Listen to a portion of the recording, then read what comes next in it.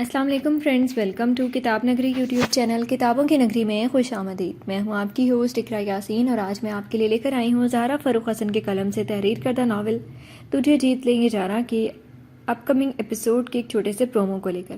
لیکن اس پرومو کو سٹارٹ کرنے سے پہلے آپ کر لیجئے ہمارے چینل کو سبسکرائب، ویڈیو کو لائک اور کلک کر لیجئے بیل آئیکن کو۔ اب آتے ہیں سنیک پیک کی جانب۔ بس ساری زندگی توبہ ہی کرتے رہنا۔ بارش سے بے نیاز وہ دونوں اب ایک دوسرے کی آنکھوں میں دیکھتے ہوئے شکوہ کرنا تھے۔ شاکر زیر لب مسکرایا اور اس نے ایک ہاتھ وہیں دعا کے کاندھے کے اوپر کار پر رکھ کر بھیگے چہرے کے قریب جھکا۔ اس کے جھکنے سے شاکر کے سر سے پانی کی بوندیں ٹپک کر کھڑی ناک تک آئیں اور بوند بوند اب دعا کے چہرے پر گر رہی تھی۔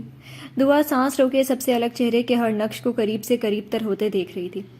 پریشان مت ہو چڑیل، رومانٹک بھی ہو جاؤں گا، بس تم راضی ہو جاؤ، جیسے اس وقت بس ایک چیز کے لیے راضی ہو جاؤ، کیونکہ ایک حالت تو تم نے میرے دل میں پیدا ہی کر دی ہے۔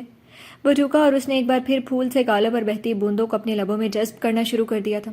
برستی بارش میں آگ لگنا کیا ہوتا ہے یہ آج دعا کو سمجھ میں آیا تھا۔ اس کے گالوں پر پھر سے انگارے سے دہک اٹھے۔ بارش شر تھی یا شاکر کے ہونٹ، فیصلہ مشکل تھا۔ ہے عجب چیز یہ شرافت بھی، اس میں شر بھی ہے اور آفت بھی۔ دعا کے دونوں ہاتھ اٹھے اور اس نے پوری جان لگا کر شاکر کے سینے پر ہتھیلیوں کا دباؤ ڈالا تھا۔ وہ لمحے میں اس سے الگ ہو کر پیچھے ہوا تھا۔ یہاں نہ میری ماما ہے نہ کوئی اور جو تمہیں کسی کو دکھانا ہے۔ وہ نگاہیں چراتے ہوئے اس کی بغل سے نکل کر آگے بڑھ گئی۔ یہ بھی شکوے کی ایک قسم تھی۔ شاکر نے اپنے بالوں میں ہاتھ پھیرتے ہوئے آسمان کی طرف دیکھا تھا۔